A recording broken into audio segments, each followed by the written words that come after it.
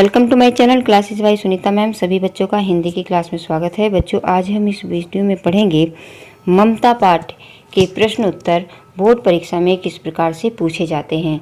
बच्चों, पिछली वीडियो में भी हमने ममता पाठ के जो प्रश्न हैं वो किस प्रकार से बोर्ड परीक्षा में पूछे जाते हैं ये समझा था। लेकिन बच्चों, इस पाठ के और भी शेष बचे हुए कुछ अवतरण हैं जो परीक्षा में बार बार आते हैं बोर्ड की। तो ये बोर्ड परीक्षा है बच्चों, हम कोई भी अवतरण ऐसा नहीं छोड़ सकते कि जो परीक्षा में बार बार आता है।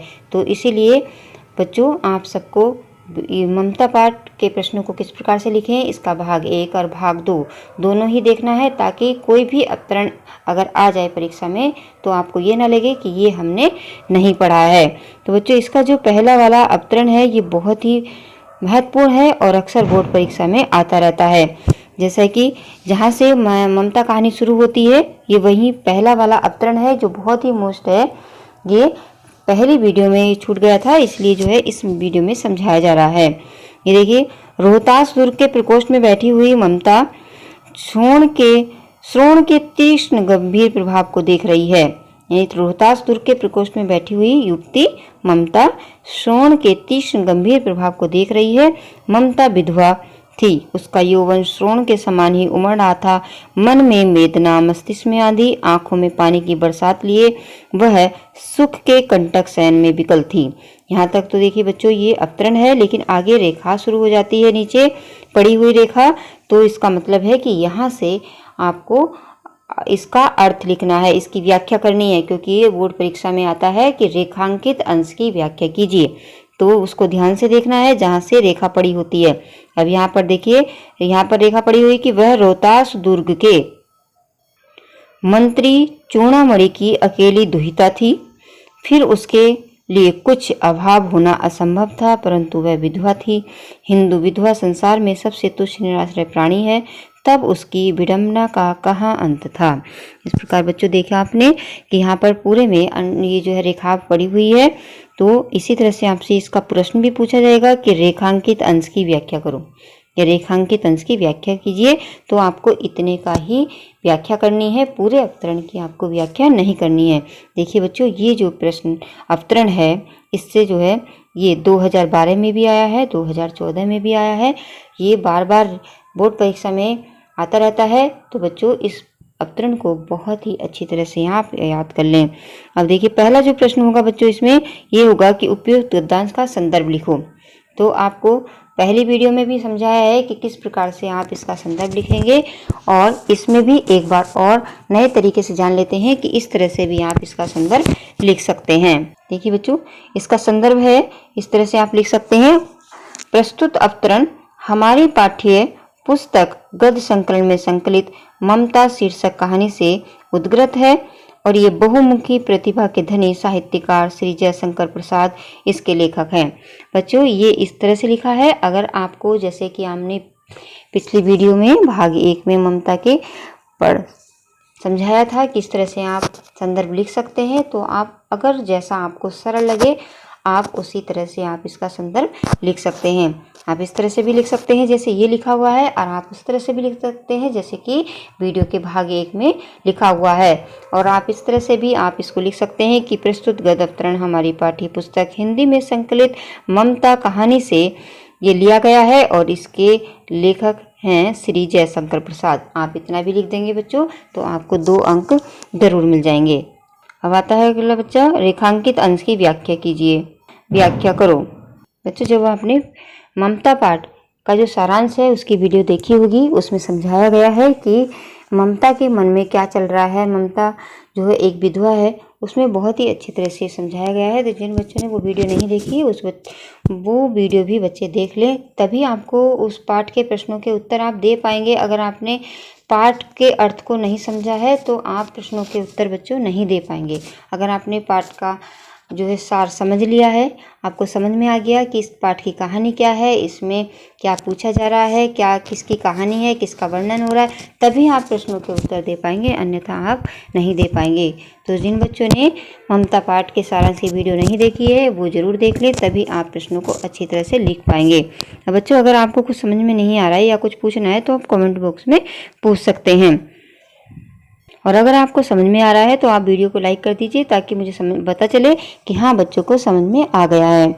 और देखिए अब आगे देखते हैं इसकी व्याख्या हम किस प्रकार से करें। ममता रोहतास दुर्ग के मालिक के मंत्री चूड़ामणि की इकलौती बेटी थी। दुहिता वहाँ पे लिखा हुआ है, दुहिता का अर्थ होता है बच्चों बेटी। फिर उसके लिए किसी भी प्रकार की कमी होना असंभव था। दुर्भाग्य से वे बाल विधवा थी। हिंदू विधवा संसार में सबसे नीच और आश्रय विहीन नारी मानी गई है। ये कैसा उपहास है, इससे छुटकारा पाने का कोई भी उपाय नहीं है। बच्चों इतना आपको लिखना है। आपको जो है बहुत बड़ा उत्तर नहीं देना है, छोटा लिखना है, क्योंकि हिंदी का जो पेपर होता है बच्चों बहुत बड़ा होता है। तो आपको सभी प्रश्नों का उत्तर लिखना है।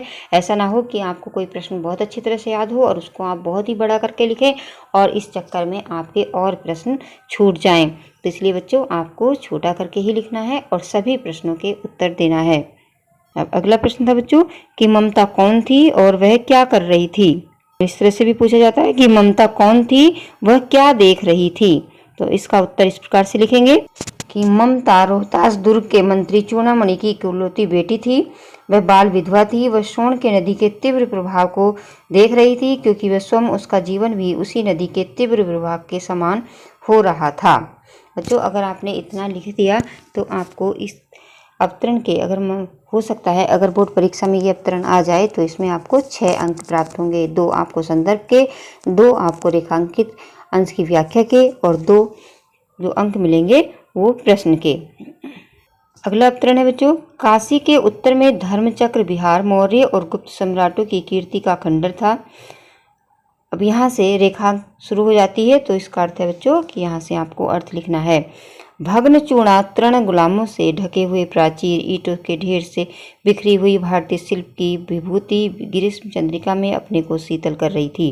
देखो बच्चों ये आया है 2011 में, तो इसको भी आप अच्छी तरह से याद कर लें। बोर्ड परीक्षा का कुछ नहीं होता बच्चों, कभी कभी ऐसा अवतरण भी आ जाता है जो कभी नहीं आया, तो इसलिए आपको कुछ नहीं छोड़ना है, आपको सब पढ़ना है और जो मोस्ट होते हैं उसको बहुत अच्छे से याद कर लेना है। लेकिन जो और भी अवतरण है उसको भी आप एक बार ज़रूर पढ़ेंगे, ताकि अगर कोई ऐसा है जो आपने अच्छी तरह से याद नहीं किया लेकिन वो पेपर में आ गया है और आपने उसको एक बार देखा है तो आप उसके प्रश्नों के उत्तर ज़रूर दे देंगे। अब यहाँ पर देखिए इसको भी इसी तरह से लिखेंगे। यहाँ पर पूछा जा रहा है उपयुक्त गद्यांश का संदर्भ लिखिए। अब बच्चों आपने ममता पाठ का अगर संदर्भ याद कर लिया तो फिर तो कोई भी अवतरण आ जाए आपको एक ही संदर्भ याद करना है। यानी आपने एक पाठ का अगर संदर्भ याद कर लिया तो समझ लो आपके 2 अंक बिल्कुल पक्के हैं। अब यहाँ पर देखिए दूसरा अवतरण है तो आपको संदर्भ तो पहले आ ही गया है, तो इसमें द्वारा जो है वही वाला लिख दें जो आपने पहले याद किया था। अब आता है रेखांकित अंश की व्याख्या और इसमें एक प्रश्न पूछा जाता है धर्मचक्र कहाँ स्थित था। तो यहाँ पर देखिए बच्चों फिर से इसी तरह से लिखा हुआ है कि प्रस्तुत गद्यांश हमारी पाठ्य पुस्तक गद्य संकलन में संकलित जयशंकर प्रसाद द्वारा रचित ममता कहानी से लिया गया है। आप एक संदर्भ को अच्छी तरह से याद कर लो और ये इस तरह से याद करो कि यही जो है संदर्भ हम परीक्षा में लिखेंगे। ठीक है बच्चों, अब यह रेखांकित अंश की व्याख्या। इसमें लिखा है काशी नगर के उत्तर में बौद्ध धर्म के स्मारक हैं और ये स्थान मौर्य तथा गुप्त वंश के सम्राटों के यश को बढ़ाने के लिए बनाए गए थे। ये शिल्प कला की दृष्टि से अनुभव थे। इन बौद्ध विहारों की टूटी हुई चोटियाँ, चारों ओर बिखरी हुई दीवारें लंबी घास के गुच्छों से ढकी हुई थी जो आज भी भारतीय शिल्प की गाथा का वर्णन कर रही थी। ग्रीष्मकाल की चांदनी रात थी, ऐसे में भारतीय शिल्प की ये विभूति शीतल चांदनी में अपने को शीतल कर रही थी। ये हुई इसकी बच्चों व्याख्या। अगला जो प्रश्न है कि धर्म चक्र कहाँ स्थित था, तो इसका उत्तर लिखेंगे बच्चों कि धर्म चक्र काशी नगर के उत्तर में स्थित था और भगवान गौतम बुद्ध ने सारनाथ नामक स्थान पर इसको स्थापित किया था।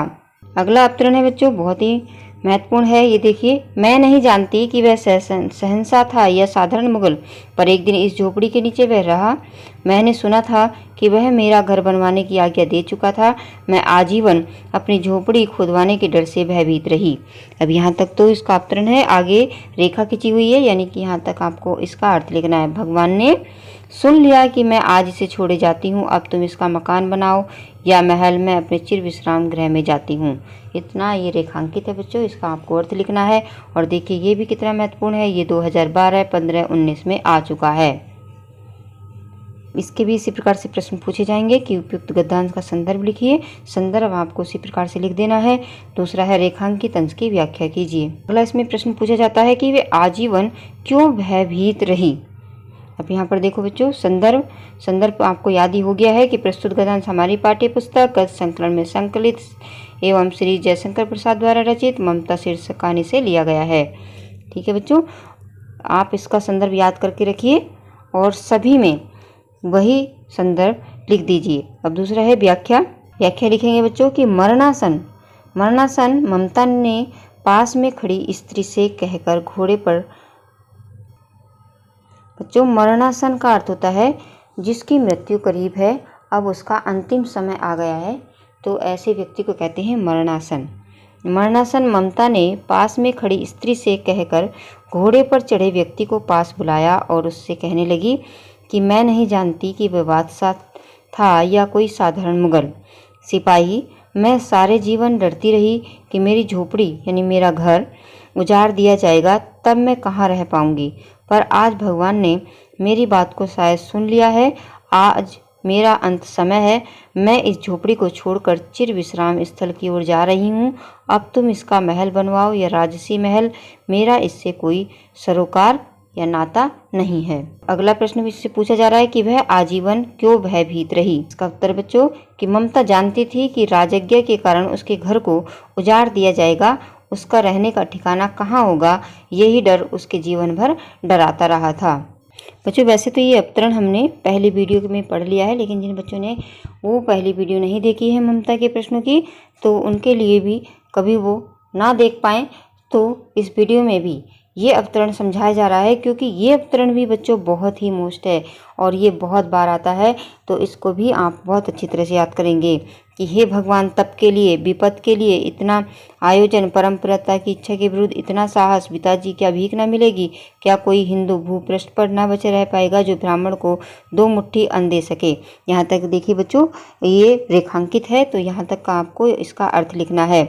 यह असंभव है, फेर दीजिए पिताजी, मैं काँप रही हूँ, इसकी चमक आंखों को अंधा बना रही है। तो इतने का तो आपको अर्थ नहीं लिखना है, लेकिन जहाँ तक रेखांकित खींची हुई है वहाँ पर ही आपको उतने का ही अर्थ लिखना है।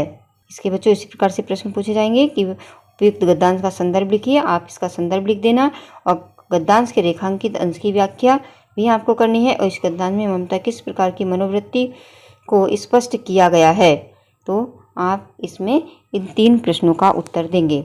और इसमें ये भी इस तरह से का भी प्रश्न पूछा जाता है कि इस उपयुक्त गद्यांश में किस कार्य को ईश्वर की इच्छा के विरुद्ध बताया गया है।